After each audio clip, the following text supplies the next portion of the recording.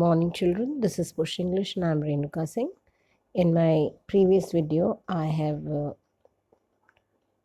taken up the topic, the chapter Silk Road, which is a travelogue written by Nick Middleton. So this video is its part 2. And here in this video, I am going to explain you the chapter line to line. But before that, I've got something new for you, and this is the concept map of the chapter Silk Road. Though I could not cover up much, but yes, I had tried to um, make this for you, and let us see whether this is going to help you out in understanding the text or not. So after this, we'll be doing line to line explanation. First of all, the purpose of author's journey to Mount Kailash was to perform Kora. Now, what is Kora? Kora is a sacred religious ritual. Okay, so the narrator, along with his tourist guide Seaton and one of the friends who is a Tibetan, Daniel, they are on the way from Ravu to Mount Kailash. Okay, then why the chapter, the travelogue had been named as Silk Road? The ancient history I've already discussed in my previous video. So this refers to a network of overland routes linking Europe with Asia. Why it was named so I've already discussed. Then this particular chapter deals with the author has very nicely chronicled, considered, and enlisted the challenges and the hardships that he faced while this journey. Then there is also a mention of Tibetan mastiffs, which were popular in China's imperial courts. These Tibetan mastiffs are actually hunting dogs. Okay.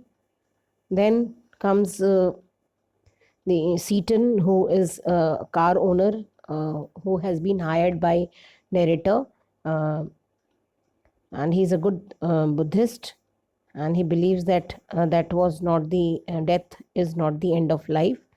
So he is like Daniel, Seaton, and the narrator. They had started their journey, but on the way, Seaton and Daniel, they have left for Lhasa, and narrator is in Darchen now. Though in Darchen, because he was suffering from blockage of his nose, so he visited medical college in Darchen. He was disappointed to see Darchen. Then this man he is in search of another any tourist from anywhere who can understand English. So he meets Norbu. So Norbu is actually a Tibetan, but he had come to perform Kora, not because he is so religious and God-fearing, but because he works in Beijing, in China, in a Chinese Academy of Moral Sciences, and their author is quite impressed with the sensitive behavior of these hill folk. They are quite unsophisticated, but they are very innocent people. So then there is also mention of Drogbas. These Drogbas are nomad shepherds. So this was, I believe, a little bit of it in the whole chapter. The chapter is very interesting. Let us move ahead for line to line explanation. Let us start with the line to line explanation, children. A flawless half moon floated in a perfect blue sky on the morning we said our goodbyes. तो यहाँ पर है कि flawless का मतलब होता है perfect without any fault, और half moon है जो कि perfect blue sky यानी कि आसमान में, नीले रंग के आसमान में आधा चांद जो है बहुत खूबसूरत दिख रहा है. सुबह का वक्त है और ये गुड बाय कहने के लिए रेडी हैं सब. और extended banks of cloud like long French loaves. तो यहाँ पर क्लाउड्स के झुंड को जो है वो कहा गया है एक फ्रेंच लूफ से कंपेयर किया है, लूफ्स ऑफ ब्रेड्स मतलब ब्रेड के जो स्लाइसेस होते हैं उनसे कंपेयर किया है। Pink, the clouds were shining pink, जैसे ही सन राइज हुआ, सन इमर्ज टू स्प्लैश का मतलब to shine, the distant mountain tops with a rose tinted blush, और दूर जो माउंटेन्स दिख रहे हैं उनके टॉप्स जो हैं they are rose tinted blush का मतलब उन पे जो एक हल्का सुनहरा गुलाबी रंग आ गया है, चमक आ गई है, जिसको बर्फ़ को हम कह रहे हैं, जो आइस कैप्ड माउंटेन्स हैं उनको कहा जा रहा है। और ये रावू छोड़ने के लिए तैयार थे। तो ये कौन लोग हैं? ये हैं नरेटर, उनके साथ हैं सीटन जो कि कार ओनर हैं, टूरिस्ट गाइड भी हैं और ड्राइवर भी हैं, वही ड्राइव कर रहे हैं। और उसके बाद से हैं डेनियल। और ये सब के सब कहाँ रुके हुए थे? एक तिब्बतन लेडी थी लामो, उनके वहाँ रुके हुए थे। She has provided them the accommodation. तो लामो उनसे जब ये लोग निकलने लगे, विदा होने लगे, तो उन्होंने एक फेयरवेल प्रेजेंट गिफ्ट किया किसको? नरेटर को। और उन्होंने कहा डेनियल को स्पेसिफिकली नरेटर ने इसलिए रखा था क्योंकि वो एक अच्छे इंटरप्रेटर थे, and he wanted somebody who can understand English and then obviously translate it into Tibetan language. So that is why Daniel was here. तो लामो ने डेनियल के थ्रू ये कहलवाया कि जो है ये गिफ्ट मेरी तरफ से है, और डेनियल के थ्रू नरेटर ने ये कहलवाया कि भाई हम कल ही माउंट कैलाश के लिए निकलेंगे अपना कोरा कंप्लीट करने के लिए। कोरा के बारे में मैं कई बार बता चुकी हूँ, it is a sacred religious ritual. और उन्होंने बस ये समझाया कि आपके पास कुछ गर्म कपड़े होने चाहिए, और शायद इसी वजह से उन्होंने नरेटर को ये एक लंबे स्लीव्स का एक शेप स्किन कोट जो है वो प्रेजेंट किया। आफ्टर डकिंग बैक इनटू हर टेंट, और अपने टेंट में जा कर के वापस आने के बाद जब वो आई तो उनके हाथ में ये कोट था। वहाँ के लोग ऐसा पहनते थे। सीटन ने जब देखा, साइज्ड मी अप मतलब he looked very carefully when they clambered into the car. जब वो कार में बैठे तो उन्होंने जब ये अटायर जब ये देखा इस कोट को, तो ही डिक्लेयर्ड ड्रॉगबा सर। तो ड्रॉगबा वहाँ के नोमैड शेपर्ड्स होते हैं और वो इसी तरीके का शिप स्किन कोट जो है वो पहनते हैं। We took a shortcut to get off to Changtang. तो चांगटंग को यहाँ से उन्होंने बाईपास लिया, ये शॉर्टकट था। सीटन को ये शॉर्टकट पता था। तो Seaton knew a route that would take us south west. उनको ये मालूम था कि कैसे साउथ वेस्ट की तरफ एक शॉर्टकट लेके वो पहुँच सकते हैं almost directly towards mount Kailash. ठीक है। तो अब इस शॉर्टकट में बहुत सारे माउंटेन पासेस थे। माउंटेन पासेस जो रास्ते पहाड़ों के अंदर से बनाए जाते हैं। और खैर उन्होंने कहा कि सर कोई प्रॉब्लम नहीं है। उन्होंने एश्योर किया कि जब तक स्नोफॉल नहीं होगी, स्नो नहीं होगा, तब तक कोई प्रॉब्लम नहीं आएगी। एंड तो नरेटर ने पूछा कि कितनी लाइकलीहुड है कि वहाँ स्नो होगा? तो उसने कहा ये तो नहीं पता सर, जब तक हम वहाँ पहुँच नहीं जाते। तो जो ये रावू के जो हिल्स थे, इनसे अब ये आगे बढ़े एंड एक शॉर्टकट लिया। अब ये माउंटेन या हिली एरिया से निकल कर एक ओपन प्लेन एरिया में आ गए, और वहाँ कुछ नहीं नज़र आ रहा था, सिर्फ गेज़ल्स थे। गेज़ल्स एक जानवर होते हैं, और देवर निबलिंग, वो जो है they were eating grazing the arid pastures. तो ये जो गेज़ल होते हैं ये एक किस्म के एंटीलोप स्पीशीज़ के जानवर होते हैं, हिरण की तरह ही देखने में होते हैं। And that would look up from nibbling. वो खा रहे थे वहाँ पर ड्राई, एरिड मतलब ड्राई होता है पास्चर्स, वहाँ जो चारागाह था उसमें दे वर ग्रेजिंग द ग्रास। निबलिंग मतलब ईटिंग होता है, और थोड़ी थोड़ी देर के बाद वो ऊपर अपना सर कर लेते थे, फ्राउन करते थे। Frown is that distorting the face, और have that distorting the brows, अपना ऐसे चढ़ा करके चेहरे पर।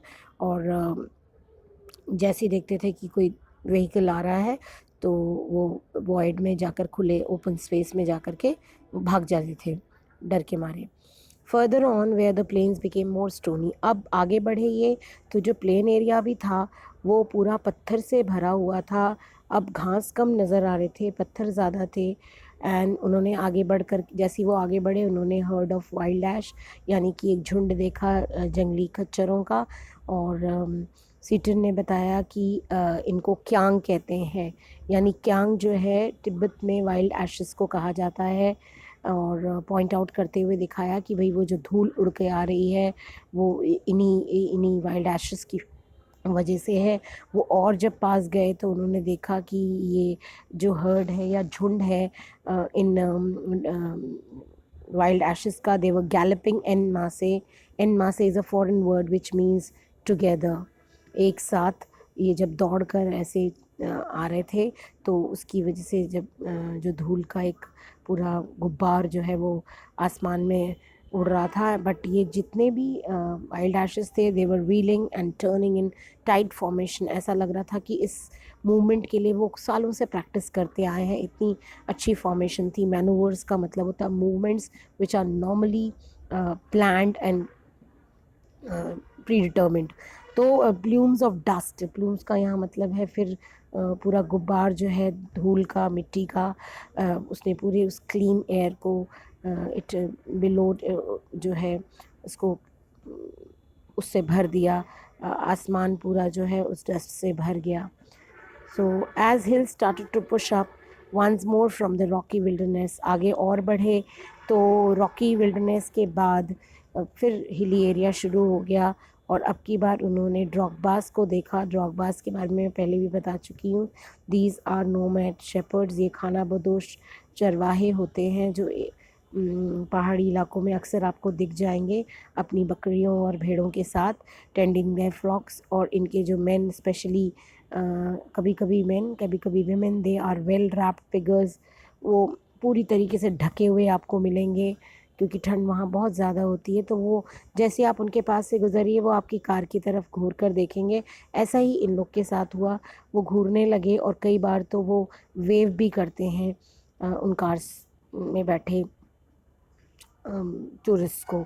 तो when the track took us close to their animal, जैसे ही उनके एनिमल्स के पास हमारी कार पहुंची जो उनके शीप थी, दे वुड टेक एवेसिव एक्शन। वो अब एक थोड़ा दूर की तरफ भागते हुए उस स्पीडिंग व्हीकल से डर के दे विल वीर, वीर मतलब होता है to change the direction, veering away.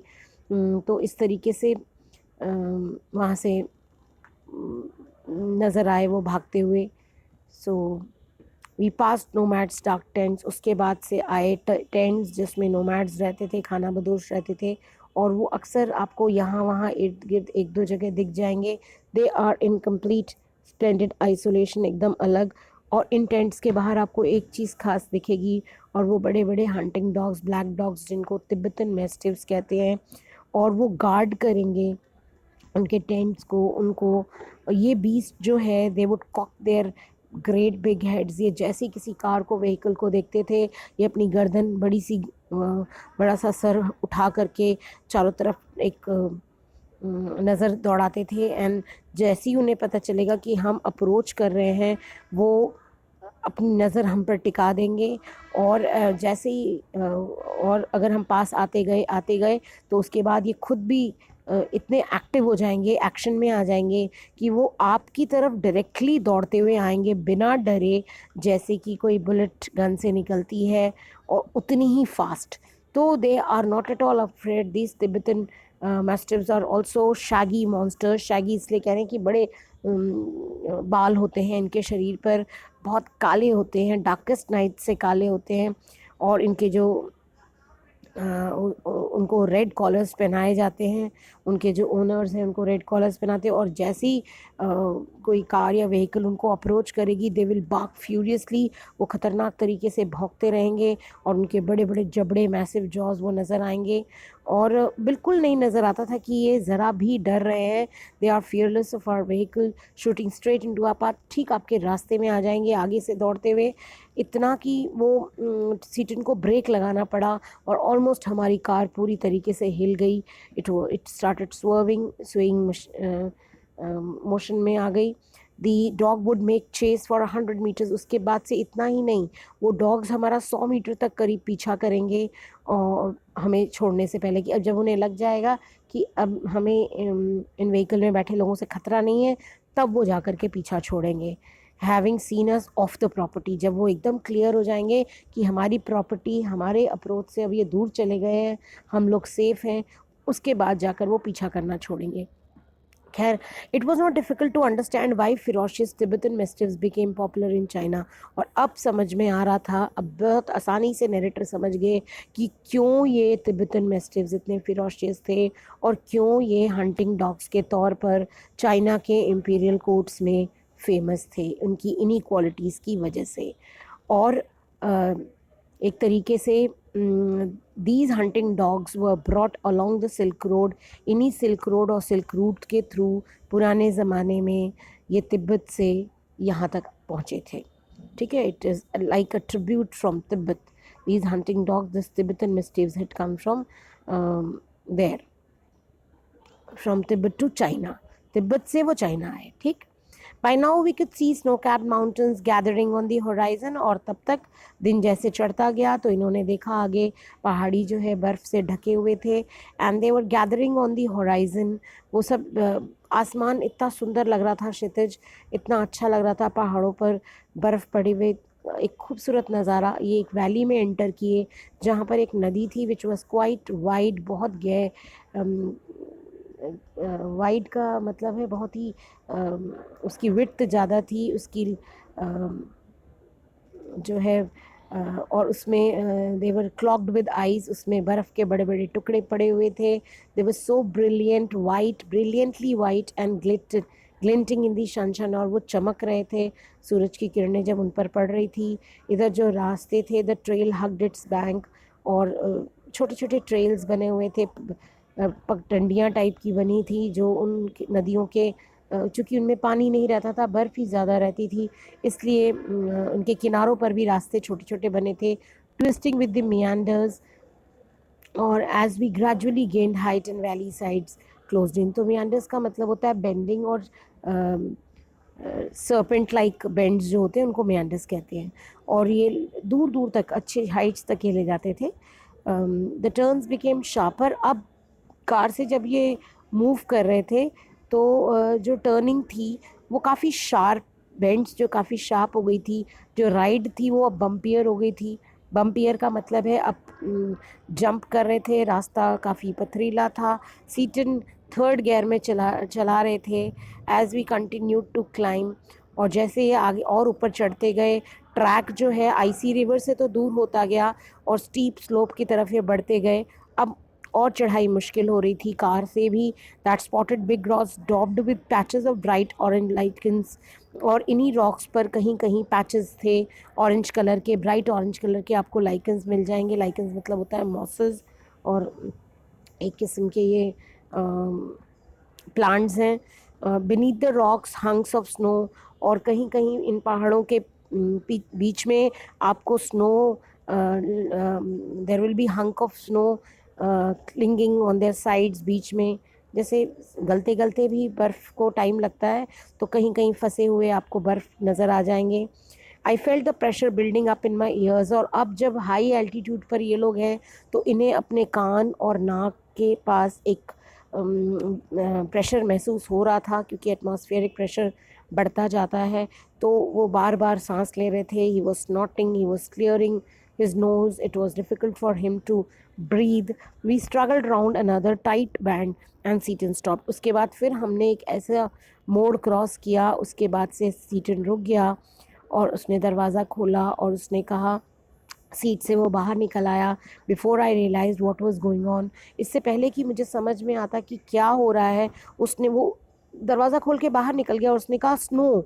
और डैनियल भी as he too exited the vehicle, वो भी व्हीकल से निकल गया, letting in a breath of cold air as he did so. और जैसे ही उसने दरवाज़ा खोला, डैनियल और सीटन ने, ठंडी हवा का झोंका जो है एक आया, बिल्कुल बर्फीली हवा का झोंका अंदर आया। तो ये जो गेज़ल होते हैं ये एक किस्म के एंटीलोप स्पीशीज़ के जानवर होते हैं, हिरण की तरह ही देखने में होते हैं। And that would look up from nibbling. वो खा रहे थे वहाँ पर, ड्राई एरिड मतलब ड्राई होता है पास्चर्स, वहाँ जो चारागाह था उसमें दे वर ग्रेजिंग द ग्रास। निबलिंग मतलब ईटिंग होता है, और थोड़ी थोड़ी देर के बाद वो ऊपर अपना सर कर लेते थे, फ्राउन करते थे. Frown is that distorting the face और have that distorting the brows, अपना ऐसे चढ़ा करके चेहरे पर, और जैसे ही देखते थे कि कोई व्हीकल आ रहा है तो वो वॉइड में जाकर, खुले ओपन स्पेस में जाकर के भाग जाते थे डर के मारे. Further on where the plains became more stony, अब आगे बढ़े ये तो जो प्लेन एरिया भी था वो पूरा पत्थर से भरा हुआ था. अब घास कम नज़र आ रहे थे, पत्थर ज़्यादा थे. एंड उन्होंने आगे बढ़कर, जैसे ही वो आगे बढ़े, उन्होंने हर्ड ऑफ वाइल्ड ऐश, यानी कि एक झुंड देखा जंगली खच्चरों का. और सीटन ने बताया कि इनको क्यांग कहते हैं, यानी क्यांग जो है तिब्बत में वाइल्ड एशेस को कहा जाता है. और पॉइंट आउट करते हुए दिखाया कि भाई वो जो धूल उड़ के आ रही है वो इन्हीं इन्हीं वाइल्ड एशेस की वजह से है. वो और जब पास गए तो उन्होंने देखा कि ये जो हर्ड है या झुंड है इन वाइल्ड एशेस का, दे वर गैलपिंग एन मासे. एन मासे is a foreign word which means together, एक साथ. ये जब दौड़ कर ऐसे आ रहे थे तो उसकी वजह से जब जो धूल का एक पूरा गुब्बार जो है वो आसमान में उड़ रहा था. बट ये जितने भी वाइल्ड एशेस थे, they were wheeling and turning in tight formation. ऐसा लग रहा था कि इस मूवमेंट के लिए वो सालों से प्रैक्टिस करते आए हैं, इतनी अच्छी फॉर्मेशन थी. मैनूवर्स का मतलब होता है movements which are normally planned and predetermined. तो प्लूम्स ऑफ डस्ट, प्लूम्स का यहाँ मतलब है फिर पूरा गुब्बार जो है धूल का, मिट्टी का, उसने पूरे उस क्लीन एयर को इट बिलो जो है उसको उससे भर दिया. आसमान पूरा जो है उस डस्ट से भर गया. So as hills started to push up once more from the rocky wilderness, आगे और बढ़े तो रॉकी विल्डरनेस के बाद फिर हिली एरिया शुरू हो गया. और अब की बार उन्होंने ड्रॉगबास को देखा. ड्रॉगबास के बारे में मैं पहले भी बता चुकी हूँ.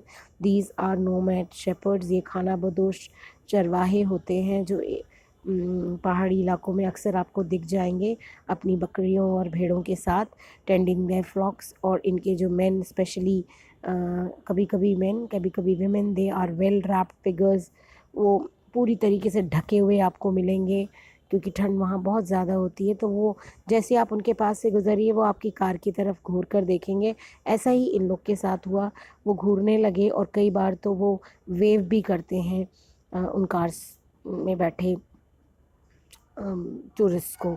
तो when the track took us close to their animal, जैसे ही उनके एनिमल्स के पास हमारी कार पहुंची, जो उनके शीप थी, दे वुड टेक एवेसिव एक्शन. वो अब एक थोड़ा दूर की तरफ भागते हुए उस स्पीडिंग व्हीकल से डर के, दे विल वीर. वीर मतलब होता है to change the direction, veering away. तो इस तरीके से वहाँ से नज़र आए वो भागते हुए. So we pass nomads dark tents, उसके बाद से आए टेंट्स जिसमें नोमैड्स रहते थे, खाना बदोश रहते थे. और वो अक्सर आपको यहाँ वहाँ इर्द गिर्द एक दो जगह दिख जाएंगे. They are in complete splendid isolation, एकदम अलग. और इन टेंट्स के बाहर आपको एक चीज़ खास दिखेगी, और वो बड़े बड़े हंटिंग डॉग्स, ब्लैक डॉग्स जिनको तिब्बतन मैस्टिफ्स कहते हैं, और वो गार्ड करेंगे उनके टेंट्स को. उनको ये बीस्ट जो है, they would cock their great big heads. ये जैसे किसी कार को, व्हीकल को देखते थे, ये अपनी गर्दन बड़ी सी बड़ा सा सर उठा करके चारों तरफ एक नज़र दौड़ाते थे. एंड जैसे ही उन्हें पता चलेगा कि हम अप्रोच कर रहे हैं, वो अपनी नज़र हम पर टिका देंगे. और जैसे ही और अगर हम पास आते गए तो उसके बाद ये खुद भी इतने एक्टिव हो जाएंगे, एक्शन में आ जाएंगे कि वो आपकी तरफ डायरेक्टली दौड़ते हुए आएंगे बिना डरे, जैसे कि कोई बुलेट गन से निकलती है, और उतनी ही फास्ट. तो they are not at all afraid. These Tibetan mastiffs are also shaggy monsters. Shaggy इसलिए कह रहे हैं कि बड़े बाल होते हैं इनके शरीर पर, बहुत काले होते हैं, डार्केस्ट नाइट से काले होते हैं. और इनके जो उनको रेड कॉलर्स पहनाए जाते हैं, उनके जो ओनर्स हैं उनको रेड कॉलर्स पहनाते हैं, और जैसे ही कोई कार या व्हीकल उनको अप्रोच करेगी दे विल बार्क फ्यूरियसली, वो ख़तरनाक तरीके से भौंकते रहेंगे और उनके बड़े बड़े जबड़े मैसिव जॉज वो नज़र आएंगे। और बिल्कुल नहीं नज़र आता था कि ये ज़रा भी डर रहे हैं। They are fearless of our vehicle shooting straight into our path, ठीक आपके रास्ते में आ जाएंगे आगे से दौड़ते हुए, इतना कि वो सीटन को ब्रेक लगाना पड़ा और ऑलमोस्ट हमारी कार पूरी तरीके से हिल गई। इट स्टार्टेड स्विंग मोशन में आ गई। The dog would make chase for 100 metres. उसके बाद से इतना ही नहीं, वो डॉग्स हमारा 100 मीटर तक करीब पीछा करेंगे और हमें छोड़ने से पहले, कि अब जब उन्हें लग जाएगा कि अब हमें इन व्हीकल में बैठे लोगों से ख़तरा नहीं है, तब वो जा कर के पीछा छोड़ेंगे। Having scene us of the property, जब वो एकदम क्लियर हो जाएंगे कि हमारी प्रॉपर्टी हमारे अप्रोच से अब ये दूर चले गए हैं, हम लोग सेफ़ हैं, उसके बाद जाकर वो पीछा करना छोड़ेंगे। खैर, it was not difficult to understand why ferocious Tibetan mastiffs became popular in China. और अब समझ में आ रहा था, अब बहुत आसानी से नरेटर समझ गए कि क्यों ये तिब्बतन मेस्टिव्स इतने फिरोशियस थे और क्यों ये हंटिंग डॉग्स के तौर पर चाइना के इम्पीरियल कोर्ट्स में फेमस थे, उनकी इन्हीं क्वालिटीज़ की वजह से। और एक तरीके से these hunting dogs were brought along the silk road. इन्हीं सिल्क रोड और सिल्क रूट के थ्रू पुराने ज़माने में ये तिब्बत से यहाँ तक पहुँचे थे। ठीक है, it is like a tribute from Tibet. These hunting dogs, this Tibetan mastiffs had come from there, from Tibet to China. Tibet से वो चाइना आए। ठीक, by now we could see snow capped mountains gathering on the horizon. और तब तक दिन जैसे चढ़ता गया तो इन्होंने देखा आगे पहाड़ी जो है बर्फ़ से ढके हुए थे, and they were gathering on the horizon. वो सब आसमान इतना सुंदर लग रहा था, क्षितिज इतना अच्छा लग रहा था, पहाड़ों पर बर्फ़ पड़े हुए, एक खूबसूरत नज़ारा। ये एक वैली में एंटर किए जहाँ पर एक नदी थी विच वॉज क्वाइट वाइड, बहुत गहरे, वाइड का मतलब है बहुत ही उसकी विड्थ ज़्यादा थी, उसकी जो है और उसमें देवर क्लॉक्ड विद आइज, उसमें बर्फ़ के बड़े बड़े टुकड़े पड़े हुए थे। They were so brilliant white, brilliantly white and glinting in the sunshine, और वो चमक रहे थे सूरज की किरणें जब उन पर पड़ रही थी। इधर जो रास्ते थे, the trail hugged it's bank, और छोटे छोटे ट्रेल्स बने हुए थे, पगडंडियाँ टाइप की बनी थी जो उन नदियों के, चूँकि उनमें पानी नहीं रहता था, बर्फ़ ही ज़्यादा रहती थी, इसलिए उनके किनारों पर भी रास्ते छोटे छोटे बने थे, ट्विस्टिंग विद द मियांडर्स। और as we gradually gained height and valley sides closed in, तो मियांडर्स का मतलब होता है बेंडिंग, और सर्पेंट लाइक बेंड्स जो होते हैं उनको मियांडर्स कहते हैं। और ये दूर दूर तक अच्छे हाइट्स तक ये ले जाते थे। The turns became sharper. अब कार से जब ये मूव कर रहे थे तो जो टर्निंग थी वो काफ़ी शार्प, बेंड्स जो काफ़ी शार्प हो गई थी, जो राइड थी वो अब बम्पियर हो गई थी। बम्पियर का मतलब है अब जंप कर रहे थे, रास्ता काफ़ी पथरीला था। सीटन थर्ड गियर में चला रहे थे as we continue to climb. और जैसे ये आगे और ऊपर चढ़ते गए, ट्रैक जो है आईसी रिवर से तो दूर होता गया और स्टीप स्लोप की तरफ ये बढ़ते गए। अब और चढ़ाई मुश्किल हो रही थी कार से भी। That spotted big rocks daubed with patches of bright orange lichens, और इन्हीं रॉक्स पर कहीं कहीं पैचेस थे ऑरेंज कलर के, ब्राइट ऑरेंज कलर के आपको लाइकन्स मिल जाएंगे। लाइकन्स मतलब होता है मॉसेस, और एक किस्म के ये प्लांट्स हैं। Beneath the rocks hunks of snow, और कहीं कहीं इन पहाड़ों के बीच में आपको snow, there will be hunk of snow clinging on their sides, बीच में जैसे गलते गलते भी बर्फ़ को टाइम लगता है तो कहीं कहीं फंसे हुए आपको बर्फ़ नज़र आ जाएंगे। I felt the pressure building up in my years. और अब जब हाई एल्टीट्यूड पर ये लोग हैं तो इन्हें अपने कान और नाक के पास एक प्रेशर महसूस हो रहा था, क्योंकि एटमॉस्फेरिक प्रेशर बढ़ता जाता है। तो वो बार बार सांस ले रहे थे। He was snorting, he was clearing his nose. It was difficult for him to breathe. We struggled round another tight bend and Seaton stopped. उसके बाद फिर हमने एक ऐसा मोड़ क्रॉस किया, उसके बाद से सीटन रुक गया और उसने दरवाज़ा खोला और उसने कहा सीट से वो बाहर निकल आया। Before I realize what was going on, इससे पहले कि मुझे समझ में आता कि क्या हो रहा है, उसने वो दरवाज़ा खोल के बाहर निकल गया और उसने कहा स्नो। और डैनियल भी as he too exited the vehicle, वो भी व्हीकल से निकल गया, letting in a breath of cold air as he did so. और जैसे ही उसने दरवाज़ा खोला, डैनियल और सीटन ने ठंडी हवा का झोंका जो है एक आया, बिल्कुल बर्फीली हवा का झोंका अंदर आया। अब I join Daniel as Seaton stepped on to encrusted snow. तो मैंने डेनियल के साथ मैं भी जाके खड़ा हो गया और सीटन ने जैसे ही उस वहाँ पे पड़े स्नो पर अपने कदम रखे, began to slither and slide forward. जो हमारी कार थी वो फिसलने लगी, आगे की तरफ स्लाइड होने लगी, stamping his foot from time to time to ascertain how sturdy it was. और थोड़ी थोड़ी देर के बाद वो अपने कदम से चेक कर लेता था कि वाकई अभी कार ठीक है, कहीं फिसल तो नहीं जाएगी।